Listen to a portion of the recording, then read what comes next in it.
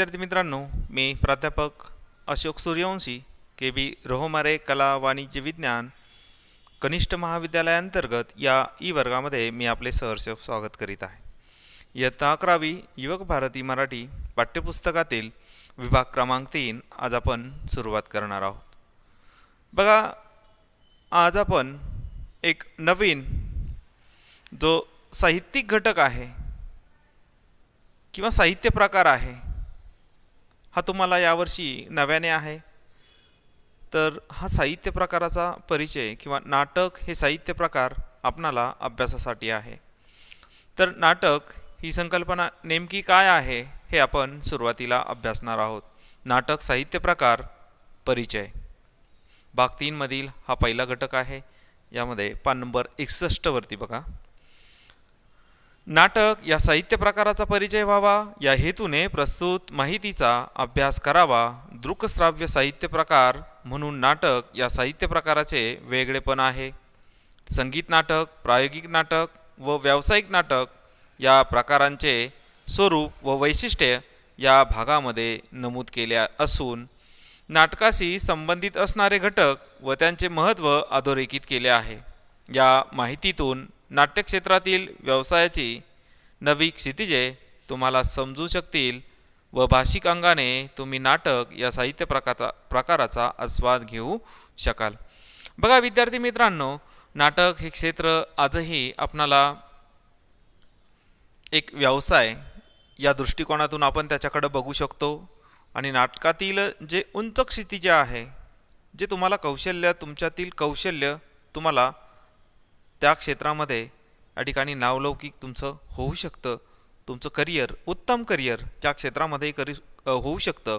या अनुषंगाने हा नाटक साहित्य प्रकार आपणाला अभ्यासासाठी घेण्यात आलेला आहे। बघा, नाटक हा साहित्य प्रकाराचा तुम्हाला परिचय व्हावा हा प्रस्तुत साहित्य प्रकार अभ्यासासाठी घेण्यामागचा हा पाठ्यपुस्तक मंडळाचा हेतू आहे। दृकश्राव्य साहित्य प्रकार म्हणून नाटकाकडे आपण बघतो आणि हा साहित्य प्रकाराचं हे एक वेगळेपण आहे की दृकश्राव्य आहे हा साहित्य प्रकार। यामध्ये नाटकाचे 3 प्रकार आहेत, संगीत नाटक, दुसरा आहे प्रायोगिक नाटक आणि तिसरा आहे व्यावसायिक नाटक। असे 3 प्रकारचे नाटकं या ठिकाणी किंवा नाटकांचे स्वरूप हे आहे। वैशिष्ट्ये या भागामध्ये, तीनही प्रकारचे वैशिष्ट्य या भागामध्ये, या घटकामध्ये या ठिकाणी आपल्याला अभ्यासायचे आहेत, बघायचे आहेत। नाटकासंबंधित असणारे घटक व त्यांचे महत्त्व या घटकामध्ये अधोरेखित केलेले आपणाला दिसून येतात। या माहितीतून आपल्याला हे जे काही संबंध घटक आपणाला अभ्यासासाठी दिला आहे, याच्या माहितीच्या आधारे किंवा या माहितीमुळे आपण नाट्यक्षेत्रातील व्यवसायाची जी काही नवी क्षितिजे आहे ती क्षितिजे तुम्हाला या ठिकाणी समजून शकतील व भाषिक अनुषंगानेही हे नाटक किंवा तुम्ही नाटक हा साहित्य प्रकाराचा आस्वाद तुम्ही घेऊ शकता। तर आपण नाटक या साहित्य प्रकाराचा सुरुवातीला आपण परिचय करून घेऊ। नाट्य भिन्न रूपीचे जर्नस्य बहुध्यापेक समाराधनम इति महाकवी कालिदास। बघा, कालिदास काय म्हणतोय? महाकवी म्हणून ओळखले जाणारे कालिदास, महाकवी कालिदासाने म्हटल्याप्रमाणे भिन्न भिन्न रुची असणाऱ्या लोकांचे एकाच वेळी समाधान करणारा नाटक हा एक श्रेष्ठ वाङ्मय प्रकार आहे।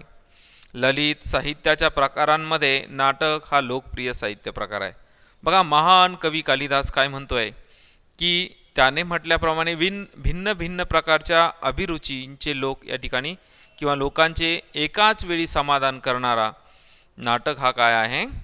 म्हणजे वेगवेगळ्या प्रकारची आवड असणारे जे लोक आहेत, व्यक्ती आहे, रसिक आहे, त्यांचं समाधान करणारा नाटक हा एक श्रेष्ठ वाङ्मय प्रकार आहे असं या ठिकाणी महाकवी कालिदास म्हणतात। आणि ललित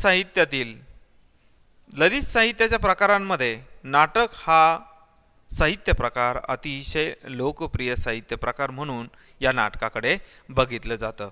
आपण जे ऐकले, पाहिले ते दुसऱ्याला सांगावे ही माणसाची सहज प्रवृत्ती आहे। प्रत्येक व्यक्तीला स्वतःला आलेला अनुभव, आनंद, दुःख हे सगळे सांगावेसे वाटते, त्यातून साहित्याची निर्मिती होते। बघा महत्त्वाचं म्हणजे साहित्याची निर्मिती नेमकी कशी होते. बघा आपण एखादी गोष्ट ऐकली, एखादी गोष्ट पाहिली, आपल्याला उत्सुकता लागते की आपण ती दुसऱ्याला सांगावं. ही माणसाची आपली सहज प्रवृत्ती आहे. मग यातूनच काय होतं की प्रत्येक व्यक्तीला स्वतः आलेले जे काही अनुभव आहे, आनंद आहे, दुःख आहे, हे सगळे त्याला सांगावेशी दुसऱ्याला वाटते. मग त्यातूनच काय झालंय, साहित्य प्रकाराची निर्मिती ही झालेली आहे. बघा नाटक या साहित्य प्रकाराच्या माध्यमातून प्रेक्षकांची जिवंत संवाद घडत असतो.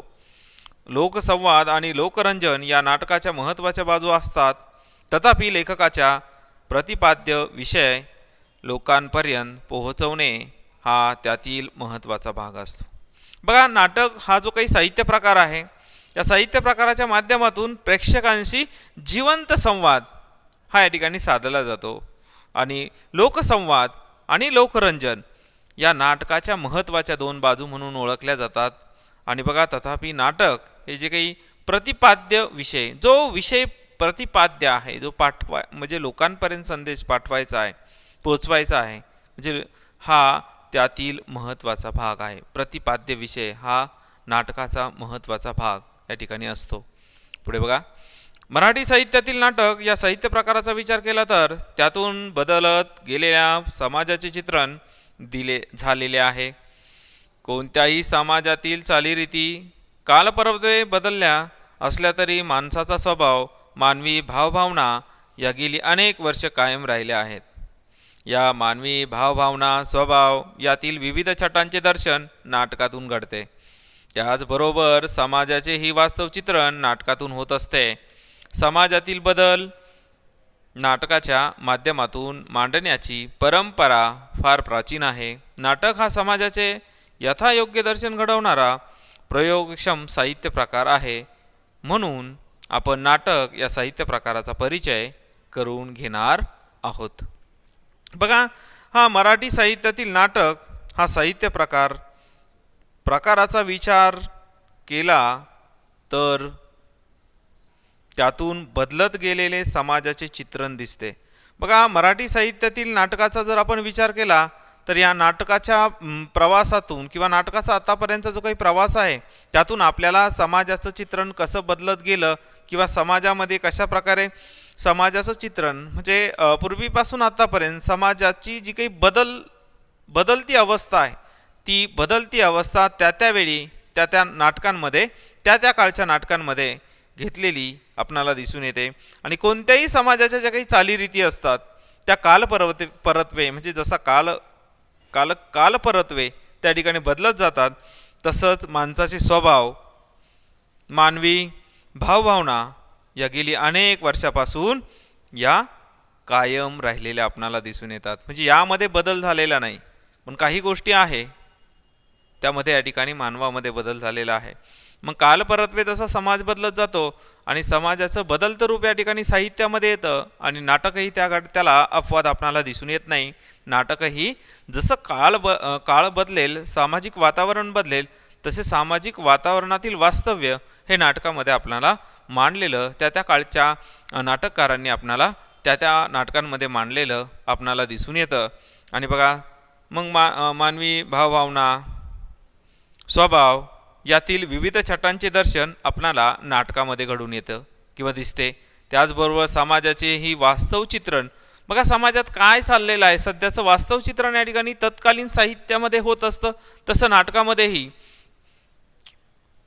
नाटकामध्येही समाजाचं चित्रण आपणाला दिसून येतं. आणि वास्तव चित्रण नाटकामध्ये आपणाला समाजाचं हे त्या काळी निर्माण झालेलं नाटक हे त्या काळातलं समाज चित्रण त्या नाटकामध्ये आपणाला दिसून येतं. समाजातील बदल नाटकाच्या माध्यमातून मांडण्याची परंपरा, बघा समाजातील जो झालेला बदल आहे हा नाटकाच्या माध्यमातून किंवा नाटकाच्या माध्यमातून मांडण्याची परंपरा आपल्या महाराष्ट्राला किंवा मराठी भाषेला खूप जुनी या ठिकाणी आहे, प्राचीन ती आहे. नाटक हा समाजाचे यथायोग्य दर्शन घडवणारा प्रयोगक्षम साहित्य प्रकार आहे. बघा नाटक हा जो काही आहे समाजाचं यथायोग्य दर्शन आपणाला करून देणारा हा प्रयोगक्षम साहित्य प्रकार अतिशय लोकप्रिय असा आहे. आणि म्हणूनच आपण आज नाटक या साहित्य प्रकाराचा परिचय करून घेणार आहोत. बघा, आपण सुरुवातीला नाटक म्हणजे काय ते बघू. नाट्य हा नाटकाचा प्राण आहे. बघा, नाटकामध्ये नाट्य हा नाटकाचा प्राण आहे. एखाद्या प्रसंगामध्ये जेव्हा पलीकडील बदल आकस्मिकरित्या घडतो तेव्हा नाट्य निर्माण होते. हा बदल आश्चर्यकारक असतो, खळबळजनक असतो. त्यामुळे वाचकाला, प्रेक्षकाला अनपेक्षित धक्का बसतो. कधी तो सुखद असतो तर कधी दुःखद असतो. निसर्गात आणि मानवी जीवनात असे नाट्य पाहायला मिळते. त्याचेच प्रतिबिंब नाटकात दिसून येते. बघा, नाटक काय, नाटक म्हणजे काय, की नेमकं नाटक म्हणजे काय असतं. नाटक आपण म्हणतो. कोणी आपल्याकडे आपण बघा सहज शब्द उच्चारतो, काय नाटकं करतोस. पण नाटक ही सुद्धा या ठिकाणी एक कला आहे. आणि बघा, नाट्य हा नाटकाचा प्राण आहे. आणि एखाद्या प्रसंगी बघा, जेव्हा कल्पने पलीकडचा एखादा बदल आकस्मिकरित्या घडतो तेव्हा नाट्य निर्माण होत असते. बघा, आपल्या कल्पनेच्या पलीकडे जेव्हा एखादा बदल आकस्मिकरित्या घडत असतो तेव्हा काय होतं, तेव्हा त्याचं नाट्य निर्माण होत असतं. आणि हा बदल आश्चर्यकारक असतो आणि खळबळजनक सुद्धा तो असतो.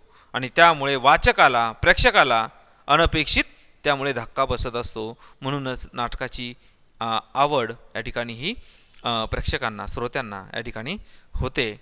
आणि कधी तो जो काही अनुभव बसलेला असतो किंवा तो अनपेक्षित धक्का बसलेला असतो तो कधी सुखद असतो तर कधी दुःखद असतो.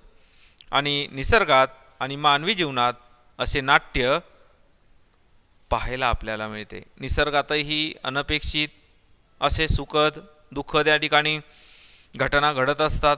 तसंच निसर्गात आणि मानवी जीवनामध्येही असं नाट्य आपणाला पाहायला मिळते. त्याचेच प्रतिबिंब आपणाला नाटकामध्ये किंवा नाटकात दिसून येते. तर नाटक म्हणजे काय, नाटकाचा अर्थ आपण अगोदर समजावून घेऊ.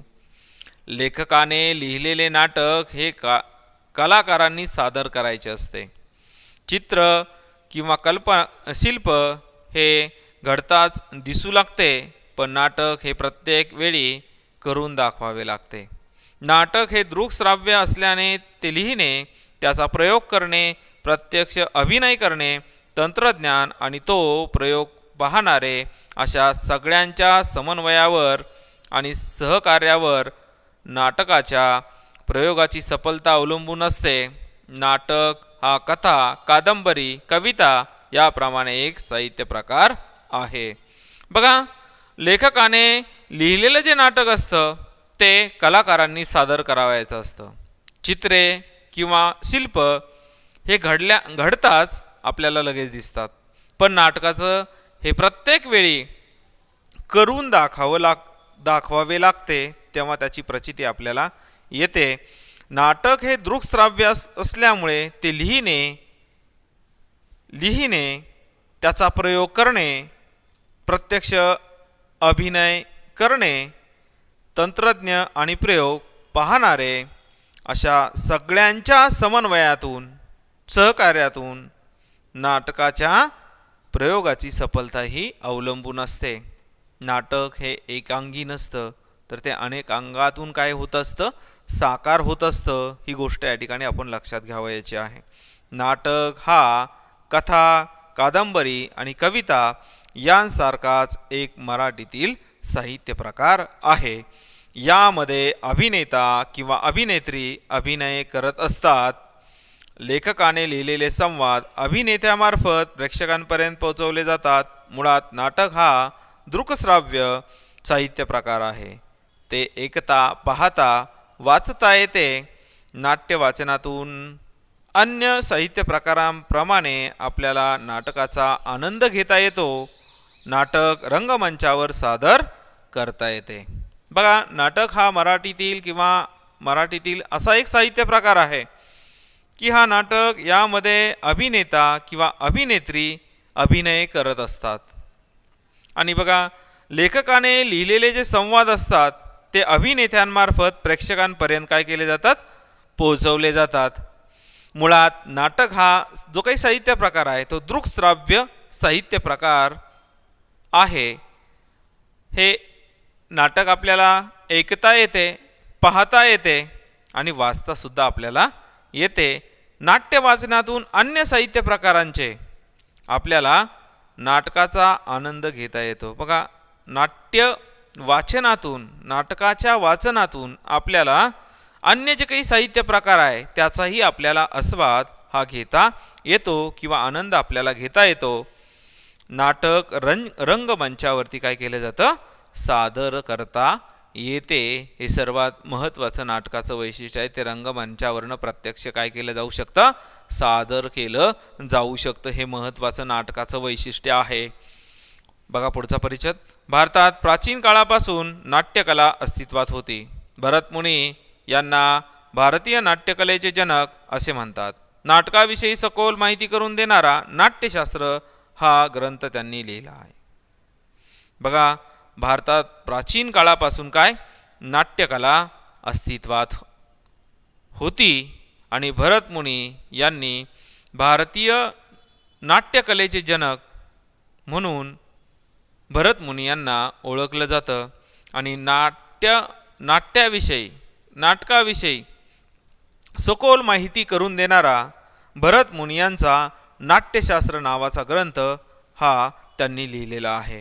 त्यांच्या मते नाटक हे मानवी जीवनातील निरनिराळ्या अवस्थांचे, घटनांचे, प्रसंगांचे, त्यातील वेगवेगळ्या भावनांचे, वृत्ती प्रवृत्तींचे व लोकव्यवहाराचे अनुकरण करणारे चित्रण आहे. बघा, भरतमुनी महान नाटककार किंवा भारतीय नाट्यकलेचा जनक, तो काय म्हणतोय नाटकाविषयी, त्याचं नाटकाविषयीचं मत काय आहे, तर तो म्हणतोय की काय, की नाटक हे मानवी जीवनातील निरनिराळ्या अवस्था, घटना, प्रसंगाचे, त्यातील वेगवेगळ्या भावभावनांचे, वृत्ती प्रवृत्तींचे व लोकव्यवहारांचे अनुकरण करणारे चित्रण आहे.